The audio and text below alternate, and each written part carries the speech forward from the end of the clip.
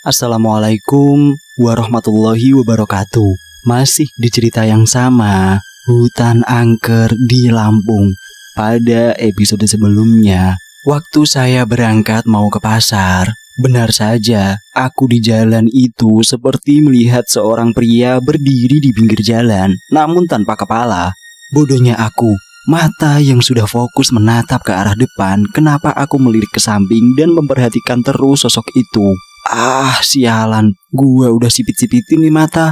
Aku terus menancap gas, tidak peduli dengan apa yang aku lihat barusan, sampai aku bertemu dengan sebuah desa kecil tempat aku bertemu dengan 5 orang yang membantuku kemarin malam.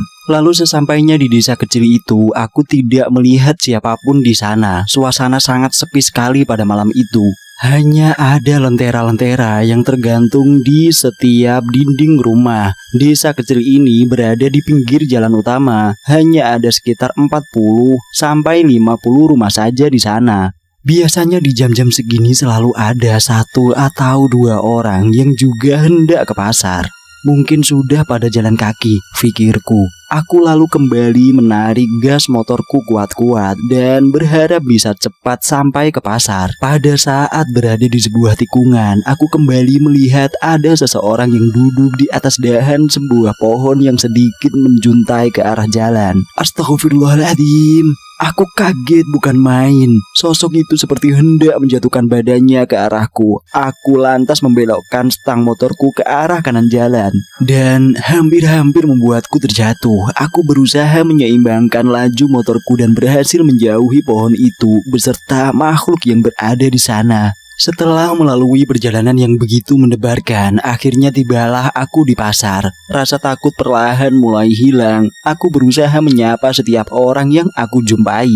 Iya, pasar ini memang sudah seperti rumah kedua untukku. Sudah banyak para pedagang di sini yang aku kenal. Aku mulai menggelar sebuah terpal dan menjajakan hasil kebunku di sana. Di sebelahku ada seseorang bapak-bapak berusia sekitar 50 sampai 60 tahunan. Dia adalah Pak Regar. Pria asli Batak ini menjual ayam potong. Walaupun wajahnya terlihat sangar, namun siapa sangka pria ini adalah seseorang yang baik. Dia meminjamkan uang kepada para pedagang di sana yang sedang membutuhkan modal, dan para peminjam tidak ditargetkan bunga pinjaman darinya. Ya, bisa dibilang jika mau dikasih lebih dari pokok uang yang dipinjam, beliau mempersilahkan saja. Namun jika tidak ada juga tidak masalah.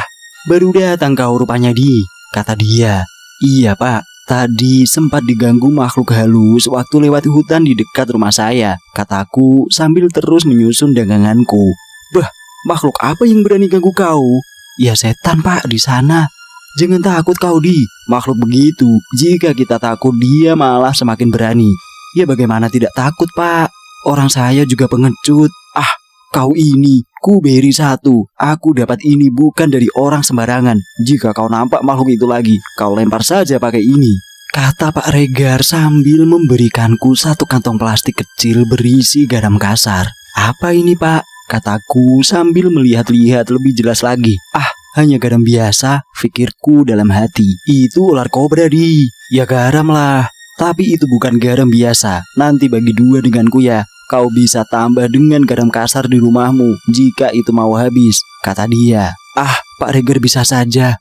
Oke pak, terima kasih banyak ya, kataku. Sama-sama. Matahari mulai menampakkan sinarnya, pertanda sudah waktunya beres-beres. Setelah semua perlengkapanku sudah siap semua di atas motor, aku pun berpamitan kepada Pak Regar. Saat hendak menghidupkan motorku dan beranjak pulang, aku melihat rombongan Bang Aswin, Bang Imam, dan beberapa pemuda dari kampung tetangga. Kami pun berjalan beriringan sampai ke tujuan masing-masing. Sesampainya di rumah, aku melihat jam sudah menunjukkan pukul 9 lewat. Aku langsung ke kamar mandi dan mengganti pakaianku. Istriku telah menyiapkan sarapan untukku yang sudah tersusun rapih di atas meja. Setelah agak segar, aku langsung menyantap makanan itu. Nanti habis makan, mau ngopi dulu atau langsung tidur mas? Tanya istriku. Aku langsung tidur kali ma, capek banget, kataku sambil terus menyantap hidangan terlezat dari istriku itu.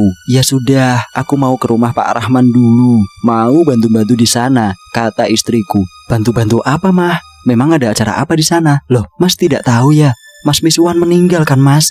Kata istriku. Innalillahi wa inna ilaihi rajiun. Nasi yang sedang kukunyah seakan keluar lagi mendengar berita yang begitu mengejutkan dari istriku. Bagaimana tidak? Kemarin sore Miswan dan aku baru saja mengobrol di mata air itu. Walaupun awalnya ada Miswan palsu yang menemuiku di sana. Serius kamu mah? Iya mas. Tadi pagi dia dan Budi mau menyeberang ke desa sebelah. Namun mereka tidak naik motor. Mereka lewat kali yang ada di bawah itu loh mas. Lalu sampai di tengah-tengah perahu mereka terbalik dan Miswan mati tenggelam. Kata istriku. Bagaimana bisa Miswan yang jago berenang bisa mati tenggelam, sedangkan Budi yang tidak bisa berenang malah selamat. Sewaktu kecil kami sering bermain-main di kali itu. Kali itu memang sangat lebar. Di tepi kali itu terdapat 2 buah perahu yang disediakan di sana untuk kepentingan warga yang hendak menyeberang ke desa sebelah. Begitupun sebaliknya. Aku masih tidak habis pikir dengan peristiwa ini. Jangan-jangan yang kemarin aku lihat di mata air itu adalah pertanda akan kehilangan seorang sahabat kecilku, yaitu Miswan. Ya sudah ya mas, aku jalan dulu, kata istriku sambil menggendong anakku. Iya ma, kamu hati-hati ya, nanti aku segera menyusul. Apa yang terjadi sebenarnya?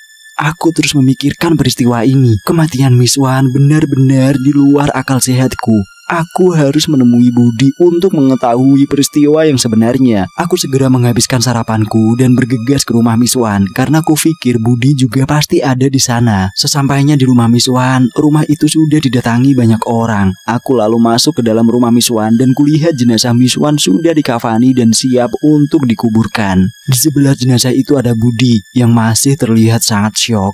Aku lalu menghampiri Budi dan memberikan kode untuk bicara di luar. Kami pun agak lama menjauh dari keramaian. Tanpa basa-basi, aku langsung menanyakan kronologi sebenarnya atas peristiwa itu. Dengan suara yang masih menahan tangis, Budi menceritakan semuanya kepadaku. Pagi itu mereka berniat untuk pergi ke desa sebelah dengan maksud menanyakan informasi pekerjaan dari salah satu kerabat Miswan yang tinggal di sana.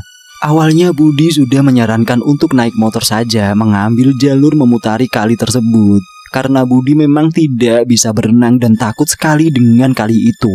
Mengingat sewaktu kecil dia pernah tenggelam di sana. Namun Miswan memaksa dan berjanji akan menolongnya jika terjadi apa-apa nantinya. Dengan terpaksa Budi pun menurut dan akhirnya mereka sepakat untuk melewati kali besar tersebut. Mereka menggunakan 1 buah perahu kecil di sana. Arus pun terlihat sangat tenang saat itu. Namun entah kenapa saat tiba di tengah kali, perahu mereka seperti ada yang mendorong dari samping dan menebalikan mereka berdua. Saat pertama kali jatuh, mereka berdua sudah sempat pegangan pada perahu yang sudah dalam posisi terbalik. Namun tiba-tiba Miswan seperti ditarik dari bawah oleh sesuatu.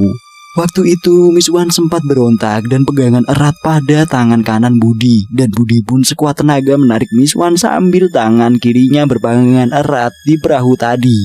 Karena tidak sanggup menahan kuatnya tarikan dari bawah, Miswan akhirnya melepaskan pegangan pada tangan Budi. Budi pun panik lalu teriak-teriak minta tolong. Beberapa warga lalu datang menggunakan sebuah perahu yang agak besar dan menyelamatkan Budi. Namun Miswan tidak dapat tertolong dan tubuhnya ditemukan beberapa puluh meter dari tempat mereka tenggelam. Budi terlihat begitu sedih. Dia merasa bersalah karena tidak mampu menyelamatkan sahabatnya yang meninggal karena tenggelam. Aku berusaha menenangkan dia dan berkata bahwa kejadian itu bukan salahnya. Miswan itu pandai berenang, pasti ada sesuatu yang menarik tubuh Miswan hingga dia terseret ke dalam kali yang besar itu.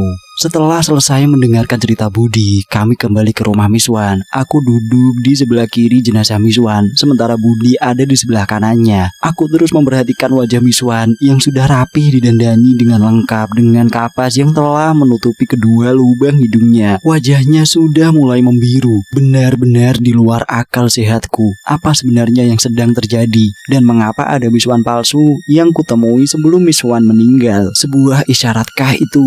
Sesekali aku melihat ke arah Budi. Air matanya seakan telah habis untuk menangisi sosok sahabat yang kini telah terbujur kaku. Waktu telah menunjukkan pukul 11 siang dan tibalah waktu untuk memakamkan jasad Miswan. Sebuah keranda yang berada di surau diambil oleh beberapa warga dan kini telah siap menunggu di halaman rumah Miswan. Kami mengangkat tubuh Miswan dan merebahkannya di atas keranda. Setelah keranda yang terbuat dari besi itu ditutup, aku lalu menutupinya dengan kain hijau berlafaz La ilaha illallah. Kemudian keranda itu diangkat oleh beberapa warga. Lalu kami jalan beriringan menuju pemakaman di ujung jalan setapak yang sering aku lalui ketika hendak pergi ke pasar.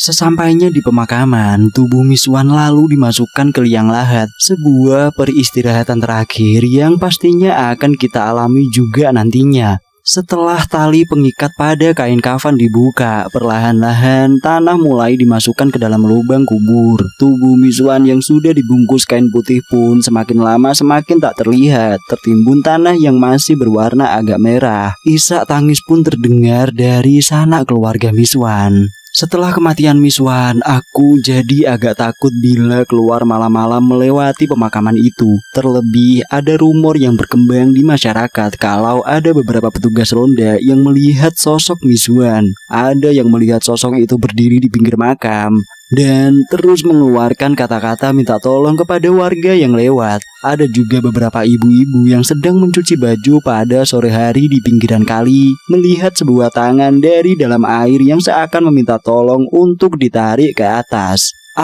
Cerita-cerita itu membuat aku semakin takut saja. Dan sialnya, malam ini aku harus kembali ke pasar dan tentu saja aku mesti melewati jalur di pemakaman itu.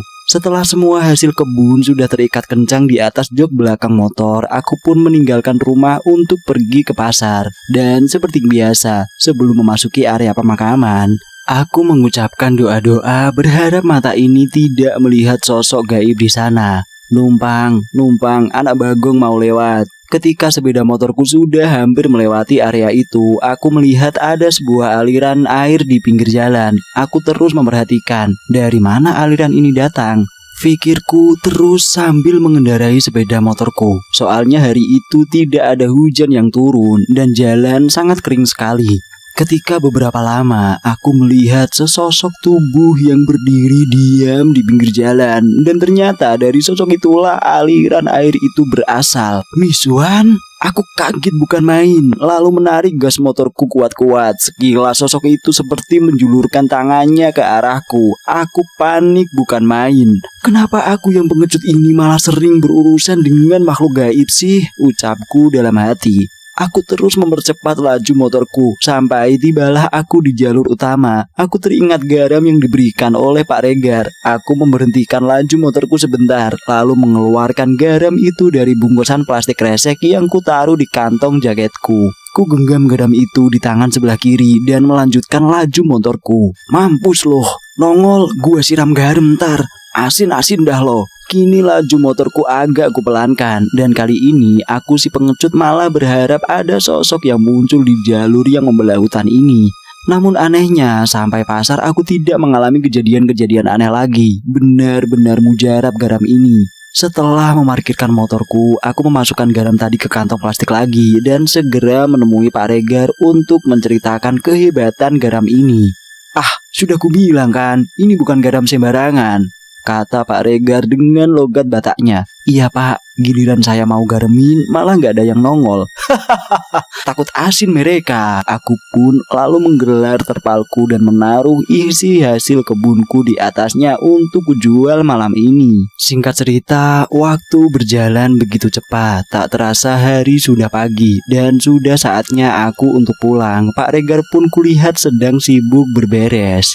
Sudah mau pulang juga kau rupanya, kata Pak Regar. Iya Pak. Setelah selesai merapaikan semua sisa daganganku, aku pun mulai mengendarai sepeda motorku. Suasana langit pagi ini kurang begitu bersahabat. Awan hitam sudah terlihat di beberapa titik. Angin dingin pun merasuk hingga menembus jaketku yang memang sudah agak lusuh ini. Wah, mau hujan deras nih, pikirku dalam hati. Aku pun menambah kecepatan motorku, berharap bisa mendahului hujan. Namun ketika sampai di pertengahan jalan, hujan pun turun sangat deras sekali. Jarak pandang pun berkurang karena kupikir jika dipaksakan akan berbahaya. Aku pun mencari tempat untuk berteduh. Aku melihat sebuah gubuk kecil di pinggir jalan seperti warung berukuran 2 kali 3 meter dan ada juga seseorang di sana yang sedang berteduh. Tanpa berpikir panjang, aku pun berhenti untuk menunggu hujan reda. Di depan gubuk ini, aku lihat ada sebuah sepeda ontel yang pasrah diguyur hujan. Mungkin punya si bapak ini kali ya.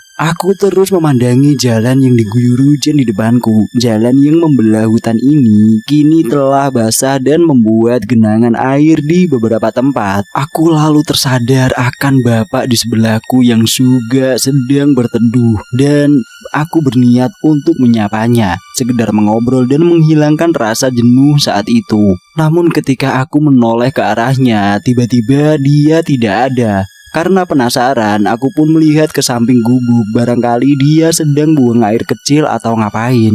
Namun aku tidak melihat siapa-siapa di sana dan kembali bulu kudukku berdiri. Aku langsung mengeluarkan garam pemberian Pak Regar dan bersiap dengan semua kemungkinan yang ada. Gua garamin nih makhluk, nongol lu sekalian, gerbak! Tiba-tiba motorku terjatuh. Aku lalu bergegas ke tempat di mana motorku saya parkir. Tidak ada sesuatu yang membuat motorku terjatuh. Ulah siapa ini? Ketika aku hendak mengangkat motorku ke posisi semula, garam yang kutaruh di kantong jaketku terjatuh. Dan karena tadi tidak sempat kuikat lagi, akhirnya garam tadi tumpah dan terbawa aliran hujan. Ah, sial. Setelah posisi motor telah kembali ke semula, aku pun berusaha mengambil sisa-sisa garam yang masih bisa aku bawa. Dan pada saat itulah aku mendengar suara orang tertawa. Suara itu terdengar agak berat dan sedikit serak. Aku celingak-celinguk mencari sumber suara itu dan terlihat satu sosok kepala tanpa badan memandangiku dari samping gubuk itu. Walaupun rasa takut saat itu sangat menggangguku, aku berusaha menepisnya. Aku mencoba mengambil sisa-sisa garam yang berhasil aku ambil. Namun garam-garam itu seperti tidak berpengaruh apa-apa. Makhluk itu terus menertawakanku. Karena sudah kehabisan peluru, aku pun berusaha pergi meninggalkan tempat itu secepat mungkin. Aku berlari sambil menuntun motorku, dan ketika agak jauh, aku langsung menghidupkan motorku dan pulang dengan rasa takut yang masih menyelimutiku. Sesampainya di rumah, pakaianku sudah basah kuyup. Aku langsung menuju kamar mandi dan mengganti pakaianku. Aku melihat seisi rumah, namun semenjak aku datang, aku tidak melihat istri dan anakku. Aku pun bergegas ke rumah orang tuaku. Barangkali istri dan anakku sedang di sana, pikirku saat itu. Setelah agak dekat dengan rumah orang tuaku, aku mendengar suara tangisan anakku. Aku pun mempercepat langkahku, takut-takut ada sesuatu yang terjadi padanya. Sesampainya di rumah itu, aku langsung masuk dan sudah banyak orang yang berkumpul di rumah tamu. Ayah, istriku, dan beberapa tetangga di sana. Nampak wajah istriku lelah seperti habis begadang. Ada apa ini, Mah? Anak kita mana, Mah? Tanyaku dengan gagap. Anakmu ada di kamar lagi dipegang Bu Yuni, kata ayahku. Bu Yuni adalah dukun beranak di desaku dan kadang-kadang dipanggil untuk menyembuhkan anak kecil yang sakit karena ketempelan. Anak kita nangis terus dari kamu jalan, Mas. Aku pun belum tidur sampai sekarang karena bingung aku bawa anak kita ke sini. Lalu ayah memanggil Bu Yuni, kata istriku.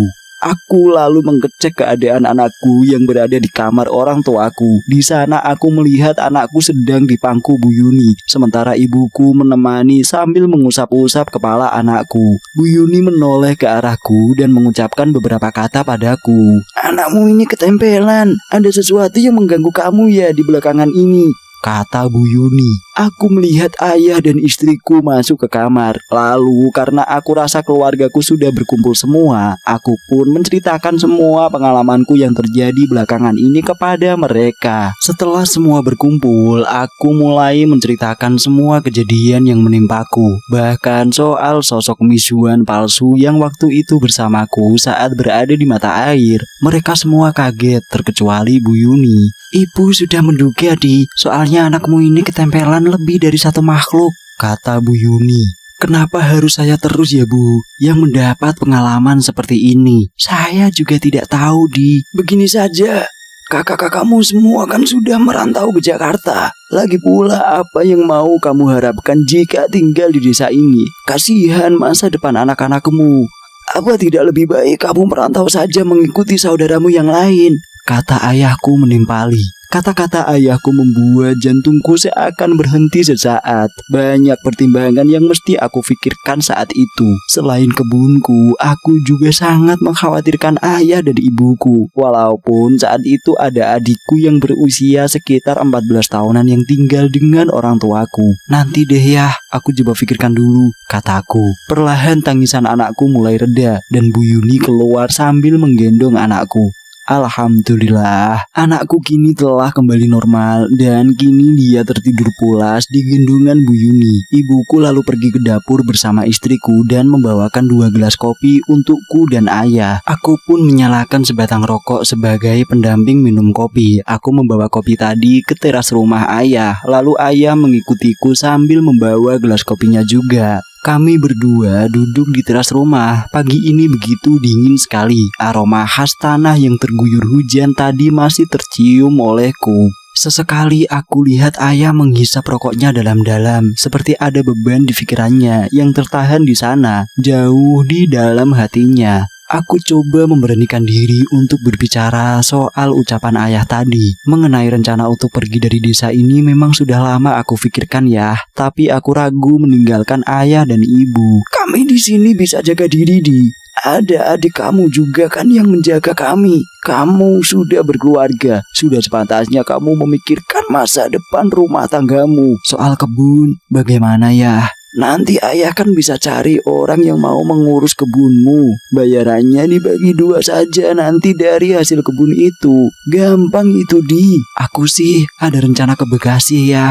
Karena kan ada paman juga di sana, tapi aku agak bingung untuk awal-awal aku di sana ya. Nah iya, kamu ingat waktu pamanmu kesini, dia berbicara sama ayah. Di sana dia dagang bakso. Mungkin kamu bisa ikut-ikut dia dulu untuk sementara. Apa tidak merepotkan ya? Setidaknya kan aku harus ngontrak dulu dan belum tentu juga paman ada uang. Soal itu kamu tidak perlu khawatir. Ayah ada simpanan uang, tidak banyak, tapi cukup untuk modal kamu dagang dan biaya hidupmu di sana. Tapi ya, sudah, tidak apa-apa. Kalau anaknya bahagia, orang tua juga pasti lebih jauh bahagia. Kamu tinggal bilang mau pergi kapan. Nanti ngomong ke ayah lagi ya, Di. Aku hanya bisa terdiam. Ada benarnya juga apa yang diucapkan oleh ayahku. Biar bagaimanapun, anakku semakin lama akan semakin tumbuh besar. Jika dia tinggal di sini, nasibnya pasti tidak jauh berbeda dari aku. Kembali aku teguk kopi hitam yang berada di atas meja. Aku terus memandangi desaku dalam-dalam, mengingat semua kenangan masa kecilku, lahir dan besar di desa yang penduduknya sangat ramah. Semua temanku yang selalu mengisi hari-hariku dulu, kini sebagian besar dari mereka telah merantau keluar daerah. Dan sebentar lagi aku pun akan meninggalkan desa ini, merangkai masa depan baru untuk keluarga kecilku. Malam ini aku tidak ke pasar dan berencana mengajak istriku untuk ke rumah orang tuaku, membicarakan soal rencanaku untuk hijrah dari desa ini, mengingat semua kejadian-kejadian aneh yang aku alami. Aku pun ingin cepat-cepat pergi dari desa ini. Setelah menyalakan lentera yang terbuat dari kaleng bekas dan menggantungnya di teras rumah, kami pun berangkat. Nampak ayah dan ibu sedang duduk di teras rumah bersama adikku. Assalamualaikum. Waalaikumsalam. Loh, ada apa, Di? Anakmu sakit lagi? Tanya ayahku. Ah, enggak ya. Saya mau membicarakan rencana soal kepergian saya ke rumah paman. Oh, iya. Ajak masuk ke dalam anakmu. Kita ngobrol di luar saja. Lalu istri dan anakku masuk ke dalam rumah bersama ibuku. Sudah matang rencanamu, Di? Iya ya. Lagi pula aku sudah capek diganggu terus. Tadinya sih aku ragu ya, tapi setelah ayah bicara tadi, aku semakin yakin untuk keluar dari desa ini. Iya sudah. Kamu kapan mau berangkat? Insya Allah besok pagi ya. Aku sudah bicara sama istriku juga, dan alhamdulillah dia mau. Baik. Kalau begitu tunggu sebentar ya. Ayahku sambil berlalu ke dalam rumah. Abang bener mau ke Jakarta? Tanya adikku. Bukan Jakarta, tapi Bekasi, ke rumah paman. Emang beda ya, Bang? Iya beda lah. Kamu tolong jagain ayah sama ibu ya. Insya Allah abang pasti pulang setiap beberapa bulan sekali. Dan doakan abang juga ya, biar bisa berhasil di sana. Amin. Tenang saja, Bang. Lalu ayah keluar sambil membawa sebuah kotak. Ini simpanan ayah, kamu pakailah Di, nggak apa-apa. Ya Allah, ini terlalu banyak ya. Sudah, kamu harus terima. Ayah sudah ambil sedikit untuk simpanan di sini. Aku pun menerima uang itu dan mengucapkan ribuan terima kasih untuk ayah dan ibuku, untuk semua pelajaran, kasih sayang, dan semua hal yang telah mereka berikan kepadaku. Malam itu adalah malam di mana terakhir kalinya aku menikmati suasana di desaku. Desa yang begitu tenang dan kental dengan aura mistisnya. Singkat cerita, kini aku telah bekerja di salah satu jasa keuangan. Setelah jatuh bangun di Bekasi, akhirnya aku menemukan pekerjaan yang bisa mencukupi semua kebutuhan rumah tanggaku. Selesai. Terima kasih sudah mendengarkan cerita ini. Dan jangan lupa, buat kalian yang baru bergabung di channel ini, saya ingatkan untuk subscribe dan nyalakan tombol notifikasinya agar kalian tidak ketinggalan cerita-cerita horor yang baru dari channel ini. Kalian juga bisa memutar playlist kami. Di sana kami sudah menyajikan beberapa cerita horor untuk didengarkan kepada kalian. Dan sekian dari saya, sampai jumpa di lain kesempatan. Assalamualaikum warahmatullahi wabarakatuh. Salam misteri.